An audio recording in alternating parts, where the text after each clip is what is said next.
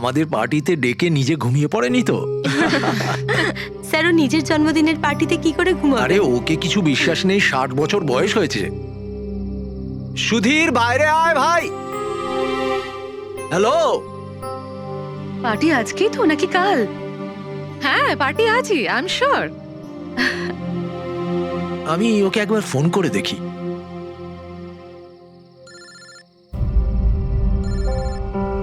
ভেতর থেকেই তো রিং শোনা যাচ্ছে, তাহলে কেউ গেট খুলছে না কেন? তাহলে ভিতর থেকে কেউ দরজা কেন খুলছে না? আমি বললাম না 60 বছর বয়স, এখনো বাচ্চা আছে। Sudhir,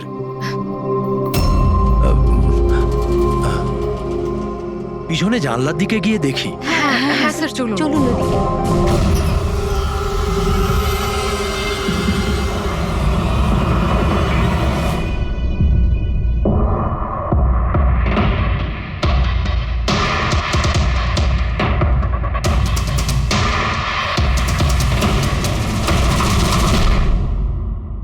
emergency medical card. এনার আমন্ড আর শেলফিশে অ্যালার্জি আছে।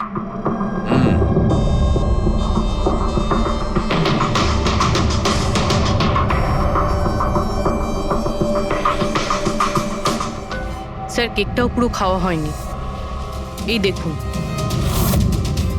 মনে হচ্ছে কেক কাটার কিছুক্ষণের মধ্যেই এরা সবাই মারা গিয়েছেন।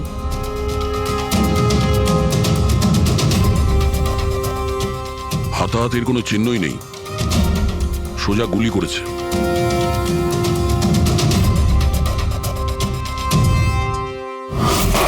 এইভাবেই গুলি চালিয়েছে।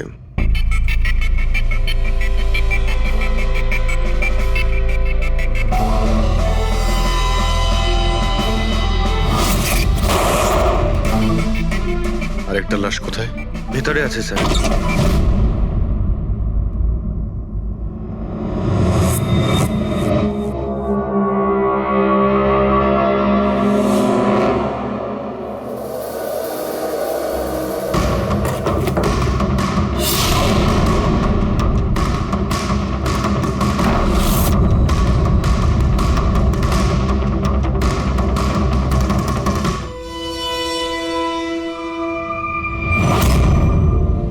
গান কেস, কিন্তু এ তো পুরো খালি।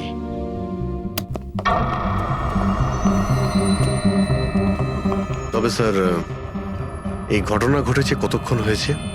এই 4 জনের মৃত্যুই কালকে দুপুর 2টো থেকে 4টের মধ্যে হয়েছে।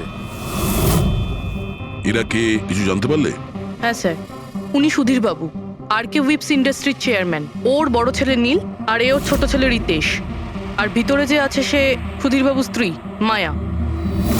স্যার, নীল আর রিতেশ দুজনেই আর কে উইভস কোম্পানির বোর্ড মেম্বার ছিল, কিন্তু কোম্পানির অবস্থা খুবই খারাপ ছিল, বন্ধ হওয়ার জোগাড়।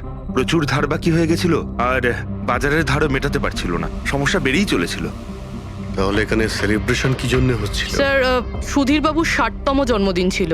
বার্থডে সেলিব্রেট করছিল? তাহলে নিশ্চয়ই আরো অনেকে এসেছিল। অফিসের কিছু লোক এসেছিল স্যার, আর ওদেরকে জিজ্ঞাসাবাদ করে ছেড়ে দিয়েছি। এরা সবাই এখানে একসাথে থাকতো কি? না না স্যার, এখানে তো শুধু সুধীরবাবু আর মায়া থাকতেন। সুধীরবাবু নীল আর রিতেশের জন্য আলাদা আলাদা বাংলো কিনে রেখেছিলেন, এরা দুজন ওখানেই থাকতো। আজকে তারা বাবার জন্মদিন পালন করতে এসেছিল। স্যার, সন্ধেবেলায় অনেক বড় একটা পার্টি হওয়ার কথা ছিল। কেক কাটার কিছুক্ষণের মধ্যেই সবাই মারা যায়। পার্টি প্ল্যান যারা করেছিল সেই টিমটা এসেছিল, কিন্তু কেউ দরজা খোলেনি দেখে চলে গিয়েছিল। বস, আমার মনে হচ্ছে না যে কেউ বাইরে থেকে এসেছিল। যা কিছু ঘটেছে এই 4 জনের মধ্যেই ঘটেছে। কিন্তু বাড়িতে তো কোনো চাকর অবশ্যই থাকবে। আছে তো, চাকর আছে তো, কিন্তু তারা গ্রামে গেছে।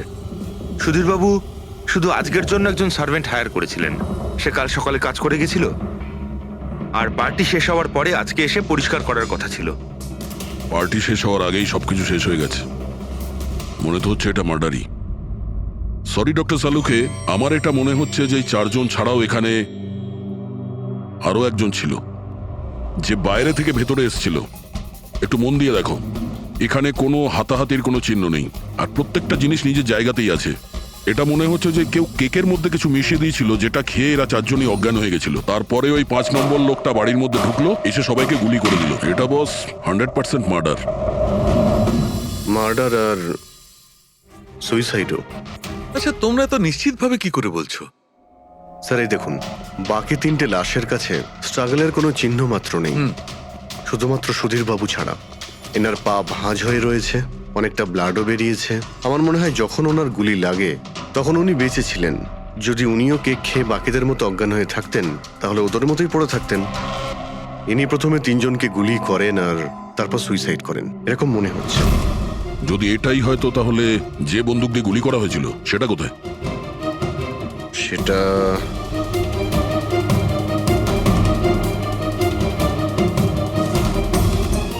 এইখানে গুলি লেগেছিল, মানে মাথাতে। সুধীর বাবু যদি এইভাবে গুলি চালান তো এইভাবেই হয়তো পড়েছেন, আর তখনই হাত থেকে বন্দুকটা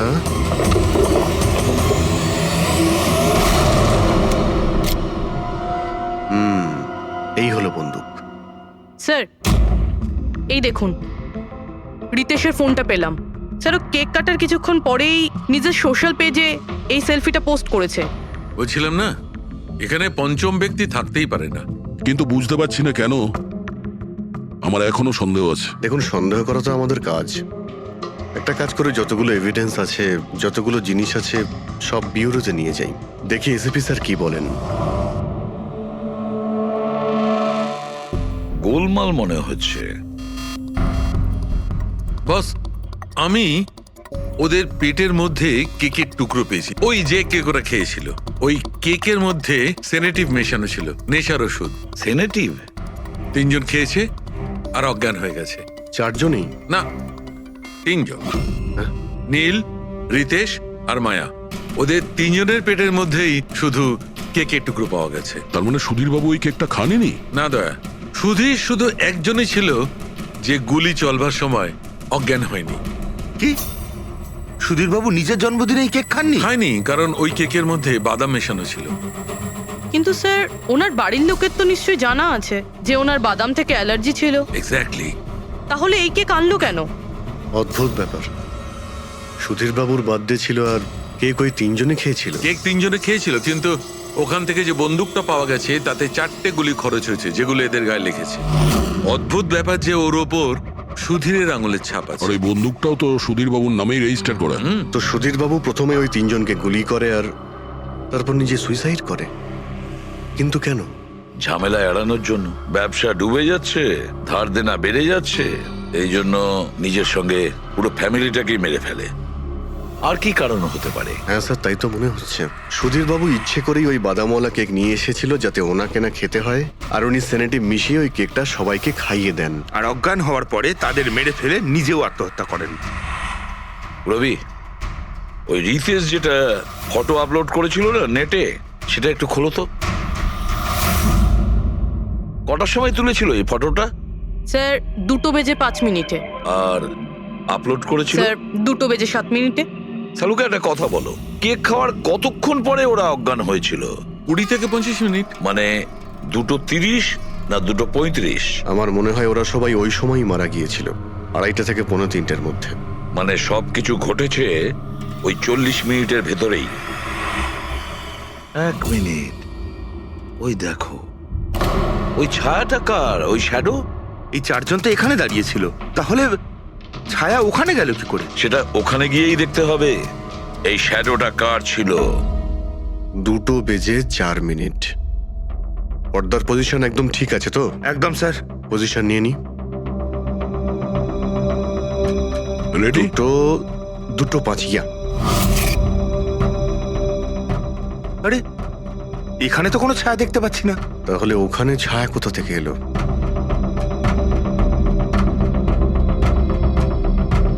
রোদটা এই দিক থেকেই আসছে। পুরবি, তুমি ওইখানটা গিয়ে দাঁড়াও তো। ইয়া, ব্যাস।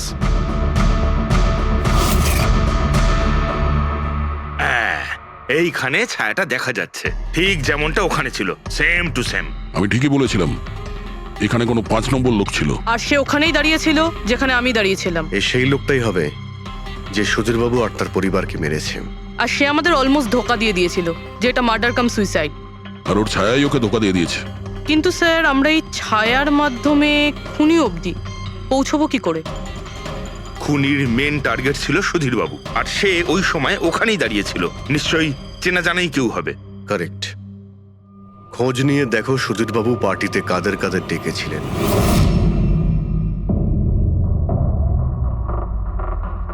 স্যার আমি পড়ি। তুমি সুধীরের এক্সিকিউটিভ অ্যাসিস্ট্যান্ট? হ্যাঁ। স্যার আমি Jahnavi. Marketing head. Yes sir. হ্যাঁ স্যার, আমি জগন্নাথ, আমি কোম্পানির লয়ার। আর সুধীর বাবুর পার্সোনাল লয়ারও।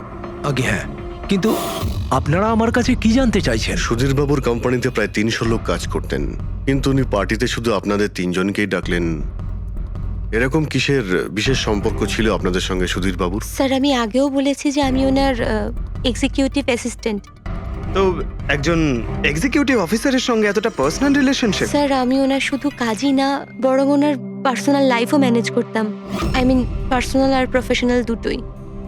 আর ওই দিনও আমি পার্টি ম্যানেজ করতে গেছিলাম, সেলিব্রেট করতে না। আর উকিল বাবু আপনি? স্যার আমি আর সুধীর হলাম ছোটবেলাকার বন্ধু।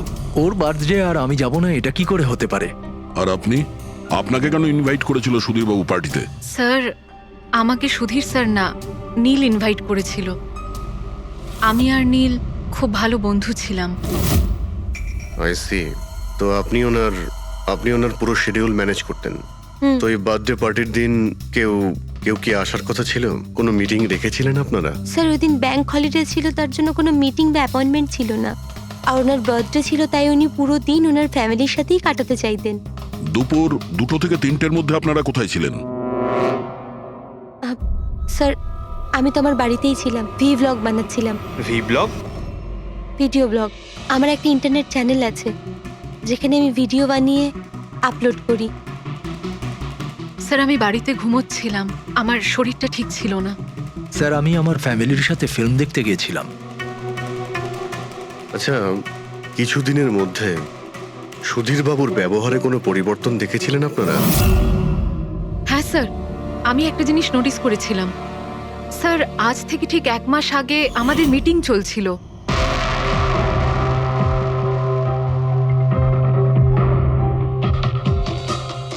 স্যার কি ব্যাপার, ভেতরে এসো। ঠিক আছে তুমি যাও।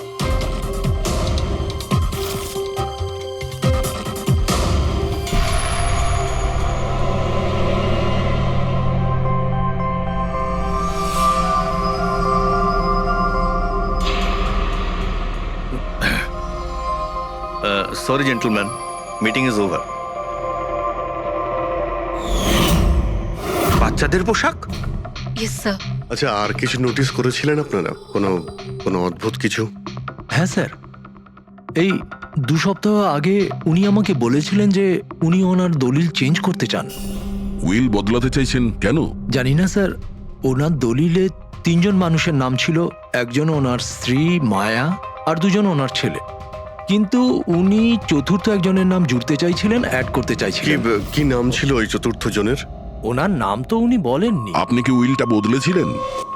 আসলে আমি পেপার সব তৈরি করে দিয়েছিলাম, ব্যাস নাম ভরে ওতে সুধীরকে সই করতে হতো। জানি না কি হলো, হঠাৎ নিজের বার্থডের কিছুদিন আগে ও আমাকে বলল যে দলিল বদলাতে চায় না, ওই পুরনো দলিলটাই থাকবে। ঠিক আছে, এই চতুর্থ ব্যক্তি আবার কোথা থেকে এলো যার নাম সুধীরবাবু নিজের উইলে ইনক্লুড করতে চেয়েছিলেন? সুধীর মৃত্যুর এই চতুর্থ জনের সঙ্গে কোনো কানেকশন থাকতে পারে। আমার তো এটাই কিছুতে মাথায় ঢুকছে না। বাচ্চাদের পোশাক কেউ কাউকে কেন পাঠাতে যাবে? বাচ্চাদের জামা কাপড় পাঠানো হয়েছিল, তাহলে ওই এনভেলপটা কোথায় গেল? সুধীর বাবুর রুমটা তো আমরা ভালো করে চেক করেছি, ওখানে তো কিছুই পাইনি আমরা। বাড়িতে নয় তো অফিসে?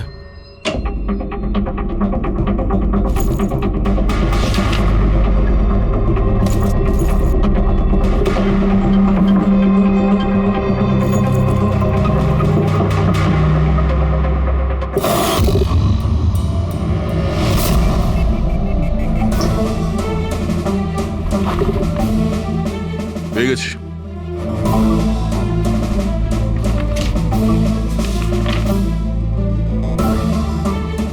আরে, এতে তো দেখছি কোনো পোস্টাল স্ট্যাম্প বা যে পাঠিয়েছে তার নামই নেই। তাহলে পার্সেল এখানে পৌঁছলো কি করে? মনে হচ্ছে এই এনভেলপটা সোজা কেউ কোম্পানির পোস্ট বক্সে ঢেলে দিয়েছিল।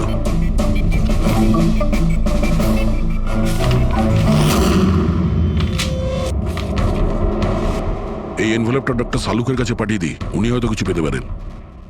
ঠিক আছে।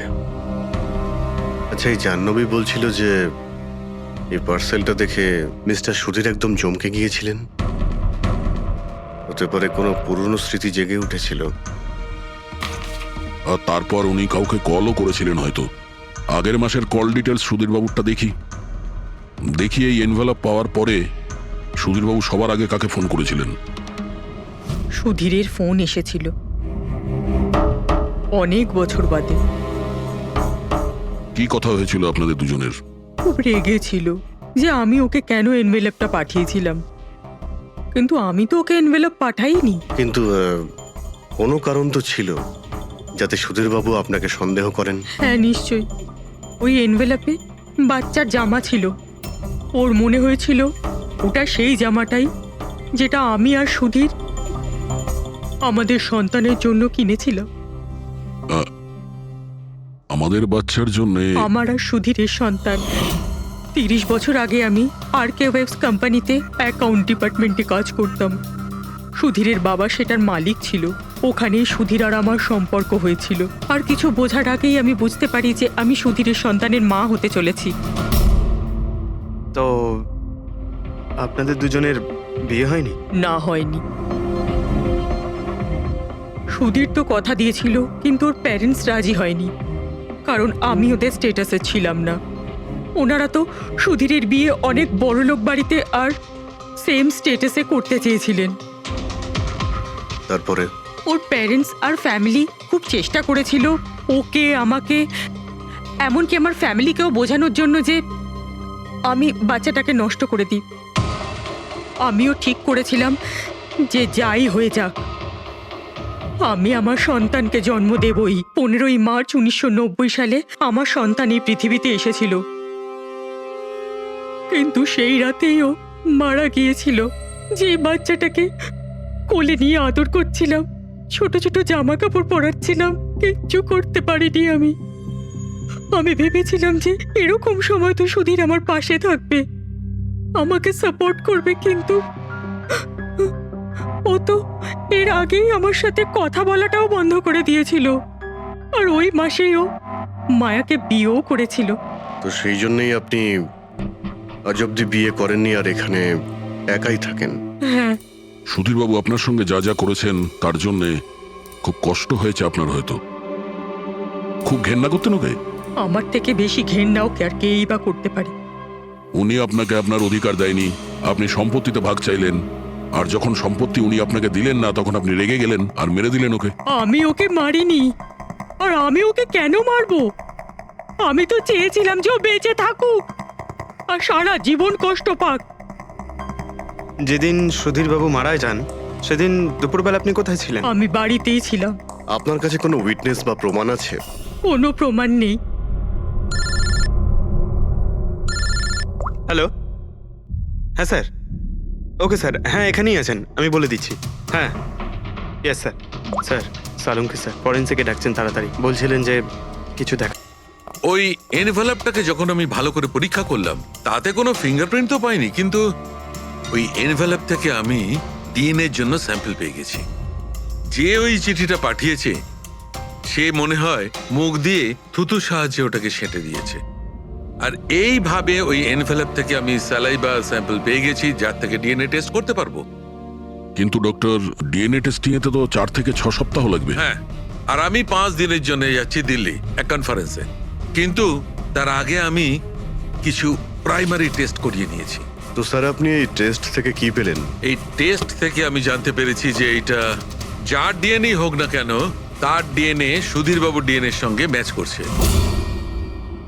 কি? তার মানে এই যে, তার মানে হচ্ছে এইটা যে এই চিঠিটা পাঠিয়েছে সেটা সুধীরবাবুর কোনো রক্তের সম্পর্কের লোক। তার মানে সুধীরেরই নিজের কেউ সুধীরকে ব্ল্যাকমেল করছে, কিন্তু কে কে হতে পারে? স্যার অদিতির পেটে যে বাচ্চাটা ছিল সেটা তো মরা অবস্থায় জন্মেছিল। হ্যাঁ, আর রইল বাকি সুধীর বাবুর 2 ছেলে নীল আর রিতেশ। ওরা দুজন আবার সুধীর বাবু আর অদিতির গোপন রহস্যটা জেনে ফেলেনি তো? হতে পারে তার জন্যই ব্ল্যাকমেল করছিলেন, বাচ্চাগুলোর পোশাক পাঠিয়ে। আচ্ছা স্যার, ওই যে বাচ্চাদের পোশাক পেয়েছিলাম, ওগুলো কি সত্যি পুরনো নাকি ময়লা টয়লা করে পুরনো দেখানোর চেষ্টা করা হয়েছে? আমি ওগুলোকে স্পেশালাইজড ল্যাবে পাঠিয়ে দিয়েছি চেক করার জন্য, তাড়াতাড়ি জানা যাবে। আচ্ছা পুরবি সুধীর বাবুর ছেলের ব্যাপারে কি জানতে পেরেছো? কি করতো ও? স্যার 1 বছর আগে সুধীর বাবু নিজের কোম্পানিতে নিজের ছেলেদেরকেই বোর্ড মেম্বার বানিয়েছিলেন, আর তারপর থেকেই কোম্পানি লসে যেতে শুরু করলো। ওরা কোম্পানির টাকা নিয়ে নিজেরাই নয়ছয় করতো, দামি দামি গাড়ি, প্রচুর শখ মেটাতো, সবকিছু করতো শুধু কাজ বাদ দিয়ে।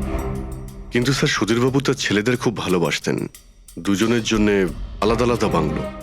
আচ্ছা এটা নয় তো যে ওদের দুজনের মধ্যেই কেউ ওই এনভেলপটা লেটার বক্সে ফেলেছিল? কিন্তু একটা কথা কিছুতেই মাথায় ঢুকছে না, এই ব্ল্যাকমেলিং কেন? আরে ভাই, টাকার জন্য। কোম্পানি ডুবে যাচ্ছিল। কারেক্ট। কোম্পানি কাঙাল হওয়ার আগে যা কিছু গুছিয়ে নিতে পারো গুছিয়ে নাও। যদি সুধীর বাবুর 2 ছেলে তাদের বাবাকে টাকার জন্য ব্ল্যাকমেল করে থাকে তাহলে নিশ্চয়ই ওনার ব্যাংকের অ্যাকাউন্টে নিশ্চয়ই টাকা এসে থাকবে, খুব বড় রকমের ফিগার। একটা কাজ করো, এই দুজনের পার্সোনাল অ্যাকাউন্ট, কোম্পানি অ্যাকাউন্ট সব চেক করো, দেখো কোনো বড় অ্যামাউন্ট এসেছিল কিনা। স্যার স্যার কিছু পেয়েছি স্যার। আরকে উইপস ইন্ডাস্ট্রি থেকে কোটি টাকা ট্রান্সফার হয়েছে স্যার। কার অ্যাকাউন্টে ট্রান্সফার হয়েছে? 1 মিনিট দেখছি। এগুলো রিতেশ আর নীলের অ্যাকাউন্টই হবে? না স্যার, প্রাইভেট অ্যাকাউন্ট, রেচেলের নামে। কোন টাকা? আপনারা কি নিয়ে কথা বলছেন? আমি কিচ্ছু জানি না। কোন টাকা? সেই টাকাটা যেটা আরকে উইপস এর অ্যাকাউন্ট থেকে তোমার অ্যাকাউন্টে ট্রান্সফার হয়েছে। এবার কিছু মনে পড়েছে? ওটা তো আমার স্যালারি, আমি ওখানে কাজ করতাম। স্যালারি? 11 কোটি স্যালারি? হ্যাঁ, তাও আবার 2 সপ্তাহের। ওই হিসাবে তো তোমার মান্থলি স্যালারি 22 কোটি টাকা হবে। কি কাজ কি করো তুমি? ব্ল্যাকমেলিং এর কাজ। তুমি আর রিতেশ দুজন মিলে সুধীর বাবুকে ব্ল্যাকমেল করছিলে। দেখো রিচেল, আমরা খুব ভালো করেই জানি যে তুমি আরকে কোম্পানিতে একদিনের জন্যও কাজ করনি। এবার পরিষ্কার করে সত্যিটা বলবে নাকি? রিতেশ কিন্তু আর নেই, তাই যত শাস্তি সব তোমাকেই কিন্তু পেতে হবে। ব্ল্যাকমেলিং আর এক্সটর্শনের শাস্তি জানো তুমি? আমি কাউকে ব্ল্যাকমেল করিনি। তাহলে সুধীর বাবু কি তোমাকে 11 কোটি টাকা এমনিই দান করে দিলেন? সুধীর আঙ্কেল তো ওই টাকা ট্রান্সফারই করেননি। তাহলে কে করেছিল? আমার বয়ফ্রেন্ড রিতেশ। ও আমাকে বলেছিল যে ওর কোম্পানির টাকা ও কিছুদিনের জন্য অন্য কোথাও রাখতে চায়। অন্য কোথাও? কেন? জানি না, আর আমি জিজ্ঞাসাও করিনি। তুমি রিতেশকে জিজ্ঞাসা করনি, আর যখন রিতেশ মারা গেল তখন পুলিশকেও বলনি। আমি ভেবেছিলাম যে রিতেশ তো আর বেঁচে নেই, তাই তাই টাকাগুলো আমিই রেখে দিই। কেউ কি করে জানতে পারবে? কিন্তু সুধীর বাবুর ফ্যামিলিকে মারতে পারে কারা? পরি তো ভিডিও বানাচ্ছিল, আর জাহ্নবী অসুস্থ ছিল, আর জগন্নাথ নিজের ফ্যামিলির সঙ্গে ফিল্ম দেখছিল। কিন্তু অদিতির ব্যাপারে আমি কিছুই বুঝতে পারছি না। কিন্তু কে হতে পারে যে সুধীর বাবুকে এনভেলপ পাঠায়, ওই প্যাকেটটা পাঠায়? সে কে? ওর নামটা সুধীর বাবু উইলে লিখতে চেয়েছিলেন কিন্তু লেখেননি। সে কে?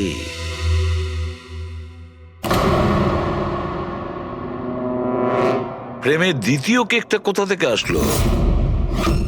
হ্যাঁ স্যার, এখানে দুটো কেক। সেটাই তো, যখন বার্থডে ছিল সুধীর বাবু তার নিজের ফ্যামিলির সঙ্গে, ছোট কেকটা কেন কাটতে যাবে যেখানে এত বড় কেকটা রয়েছে এর সামনে?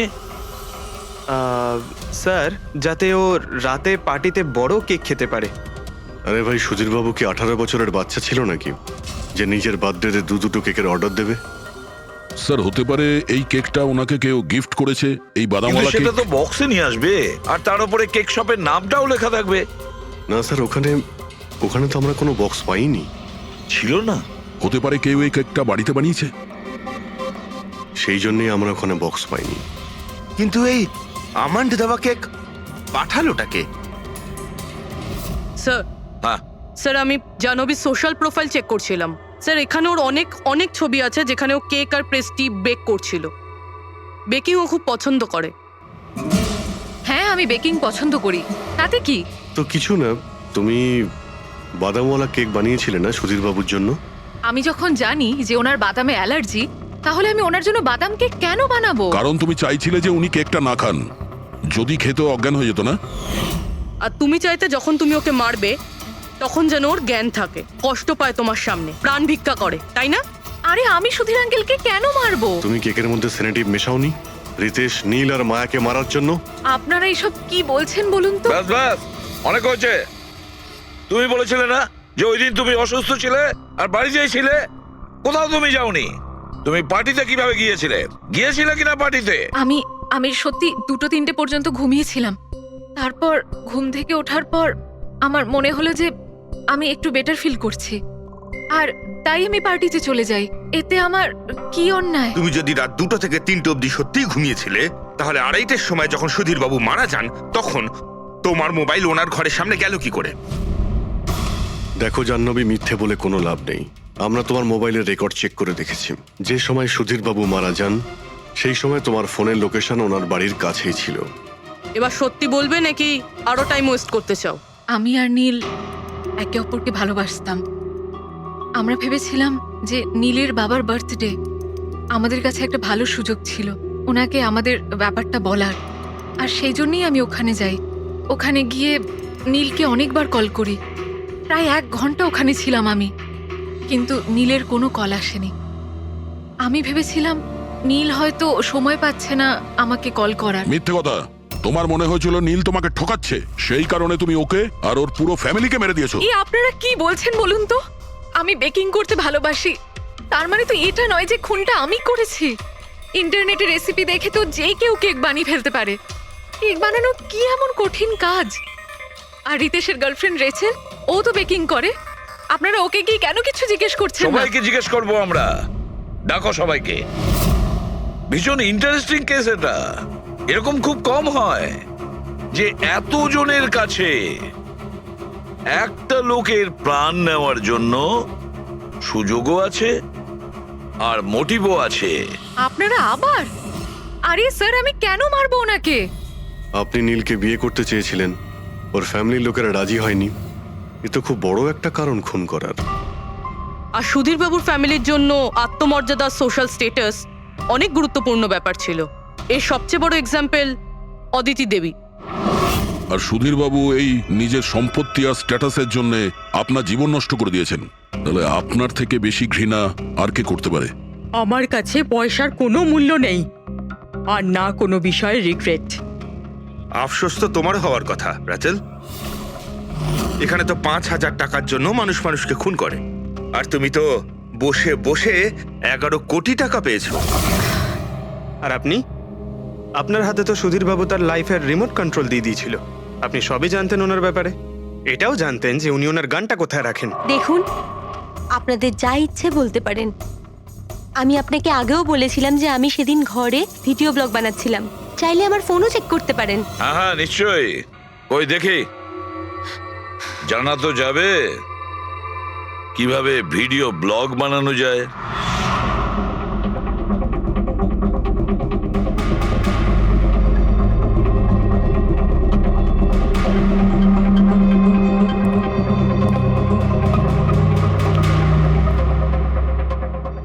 স্যার, এখন আপনি বিশ্বাস করেছেন তো যে সেদিন আমি নিজের ঘরে DIY ভিডিও বানাচ্ছিলাম? DIY তার মানে? Do it yourself. স্যার, আমি প্রত্যেকদিন নিজের ইন্টারনেট চ্যানেলে মানুষদের দৈনন্দিন কাজের ইজি পদ্ধতি দেখাই। Do it yourself. স্যার, হ্যাঁ, নিউজ পেপারটা দেখুন, ডেটটা ওই একই। হ্যাঁ সেটাই তো আছে। মানে ভিডিও ওই দিনই শুট করা হয়েছিল? স্যার, হ্যাঁ পুরবি। স্যার আমি মেমোরি কার্ডের ডেট আর টাইম চেক করেছি। এই ভিডিওটা ওই দিনই তৈরি করেছিল, 2টো থেকে 4টের মধ্যে। আচ্ছা, আর স্যার, ওরির মোবাইল লোকেশন ক্রস চেক করেছিলাম আমরা, তাতে দেখলাম ও সেদিন বাড়িতেই ছিল। পুরবি একটা কাজ করো, এই 4 জন লেডিসকে আলাদা ঘরে বসাও। স্যার, হুম, চলো।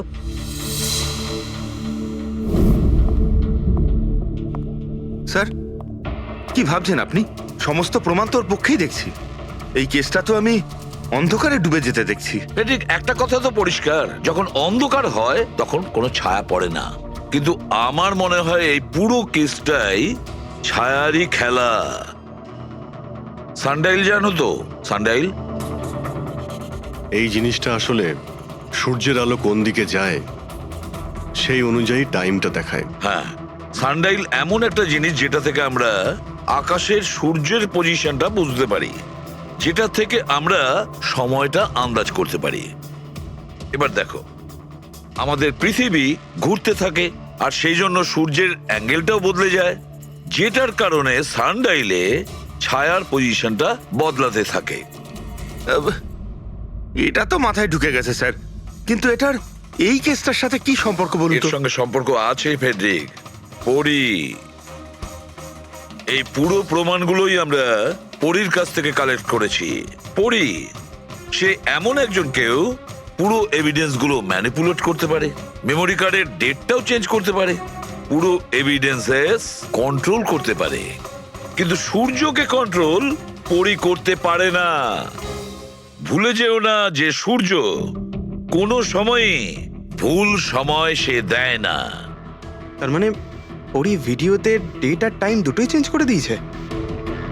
হয়তো চেঞ্জ করেছে বা করেনি, কিন্তু এখন আমরা এই ছায়াকে প্রশ্ন করব যে পরি সত্যি বলেছে না।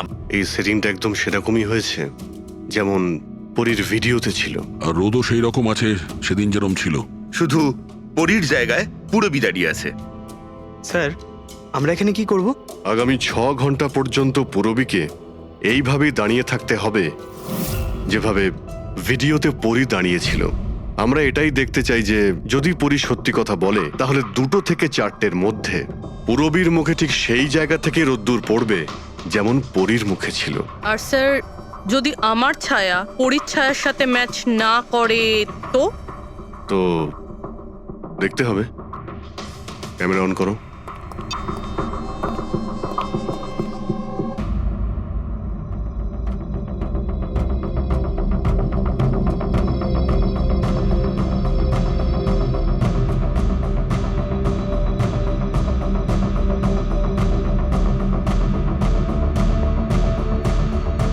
চলো, গুড।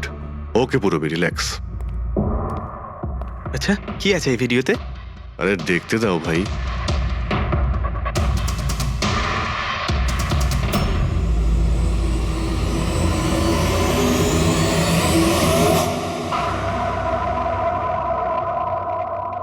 তো সকাল 11টা থেকে 1টার মধ্যে তুমি ওই ভিডিওটা রেকর্ড করেছিলে। আর তুমি খুব চালাকির সাথে ভিডিও ডেট আর টাইম চেঞ্জ করে দিয়েছো। মেমোরি কার্ডের ডেট আর টাইম বদলে দিয়েছিলে, নিজের মোবাইল ফোনটা বাড়িতে রেখে দিয়েছিলে যাতে আমরা ওখানকার লোকেশন পাই। তুমি কি মনে করেছিলে এসব করার ফলে আমরা বোকা হয়ে যাব? হ্যাঁ, না তুমি আমাদেরকে বোকা বানাতে পারলে, না আকাশে ওঠা সূর্যকে। তোমার ভিডিওতে রোডের ডিরেকশন দেখে স্পষ্টই বোঝা যাচ্ছে ওই ভিডিওটা 11টা থেকে 1টার মধ্যে শুট করা হয়েছে। চেষ্টাটা ভালোই করেছিলেন, কিন্তু রিসার্চ ওয়ার্কটা একটু দরকার ছিল। পরি, তোমার ব্যাপারে আমরা সবকিছু জেনে গেছি। পড়ি, আমাদের হয়তো ম্যাক্সিমাম 4 সপ্তাহ সময় লাগবে তোমার ডিএনএ টেস্ট করে এটা প্রমাণ করতে যে তুমি সুধীর বাবুর মেয়ে, কিন্তু তাতে সত্যিটা বদলে যাবে না।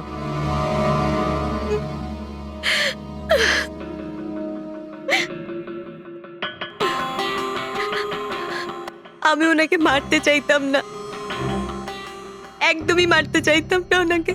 আমি তো শুধু এইটুকু চাইতাম যে উনি আমাকে স্বীকার করুক। ছোট থেকে এখনো অবধি আমি অনাথ আশ্রমে বড় হয়েছি, তার জন্য একটা ফ্যামিলি চাইতাম আমি। তুমি সুধীর বাবুর ব্যাপারে জানতে পারলে কিভাবে? ওই আমার ছোটবেলার জামা কাপড়ের জন্য। ওই জামা কাপড়ে হসপিটালের কার্ড ছিল, উনি ওটা বের করতে ভুলে গেছিলেন। ওই কার্ডে বাবার নাম্বারও ছিল। তারপর আমি বাবাকে অনেক খুঁজলাম, তখন শেষ পর্যন্ত ওনার কোম্পানির কথা জানতে পারলাম। কিন্তু তুমি ওনার কোম্পানি কেন জয়েন করলে? তুমি চাইলে সুধীরবাবুকে অন্য জায়গাতেও কথাটা বলতে পারতে যে তুমি ওনার মেয়ে। কিন্তু আগে আমি ওনার সাথে দেখা করতে চাইতাম, চিনতে চাইতাম ওনাকে। তারপর আস্তে আস্তে জানতে পারলাম যে উনি খারাপ মানুষ নন, মনের দিক থেকে খুবই বড়। তখন আমি ভাবলাম যে হয়তো ওই সময় ওনার অবস্থা খুব খারাপ ছিল, তাই অনাথ আশ্রমে দিয়েছিল আমাকে। কিন্তু এখন তো ওনার খুব ভালো অবস্থা, এখন তো উনি আমায় আপন করতে পারতেন। তাহলে ওনার সঙ্গে দেখা হতে না হতেই প্রপার্টিতে ভাগ কেন চাইলে? কারণ আমি জানতে চাইতাম যে ওনার কাছে ইম্পর্টেন্ট কি, টাকা না আমি। তার জন্যই সুধীরবাবু ওনার উইল চেঞ্জ করতে চাইছিলেন। হ্যাঁ, আর এটা শুনে আমি খুব খুশি হয়ে গেছিলাম। কিন্তু সুধীর বাবু তার সিদ্ধান্ত বদলে ফেলেছিলেন, যেটা তুমি সহ্য করতে পারোনি। স্যার, ওই সব ওনার ওয়াইফ আর ওনার মেয়ের জন্য হয়েছিল। ওরা এটা সহ্যই করতে পারছিল না যে বাবা আমার নাম উইলে অ্যাড করছিল। অর্থাৎ আরও একবার সুধীর বাবু আপনাকে মেনে নিতে অস্বীকার করলেন। হ্যাঁ, আর এইবারও ঠিক ফ্যামিলির জন্যই। উনি একদম বদলাননি, উনি একদম ঠিক আগের মতোই ছিলেন। সেলফিশ, সুবিধাবাদী, দায়িত্বজ্ঞানহীন। সহজভাবে নিজের ভাগটা পাননি বলে ওনাকে ব্ল্যাকমেল করতে শুরু করে দিলেন। না, আমি যখন ওনাকে প্রথম এনভেলপ পাঠিয়েছিলাম তখন আমার এরকম উদ্দেশ্য ছিল না। আর না আমি এতটাই বোকা যে এনভেলপ নিজের মুখ দিয়ে সিল করব।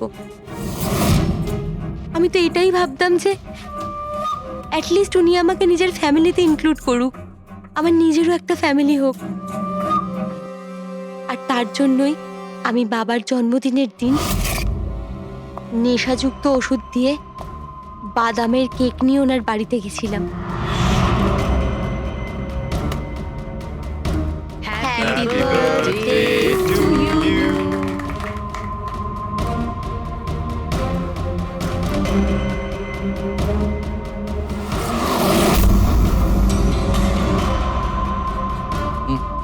আমার অ্যালার্জি আছে।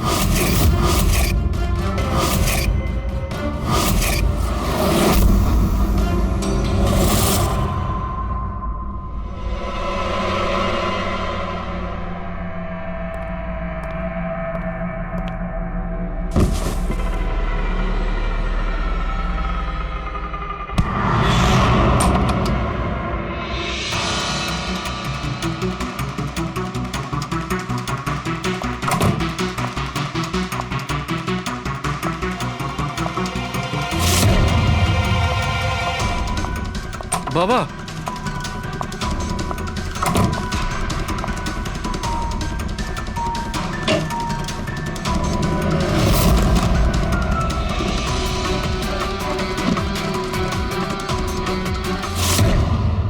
তুমি সুধীরবাবুর পুরো ফ্যামিলিকে মারতে চেয়েছিলে না? তোমার লক্ষ্য পূরণ হয়েছে। এবার তোমার সঙ্গে ওনার ফ্যামিলির লাস্ট মেম্বারও শেষ হয়ে যাবে। জেল যাওয়ার আগে আমরা তোমার সঙ্গে কারোর সঙ্গে দেখা করিয়ে দিতে চাই।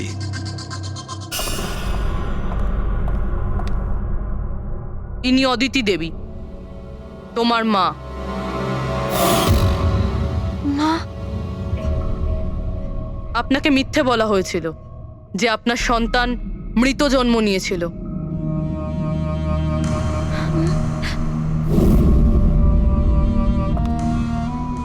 মা,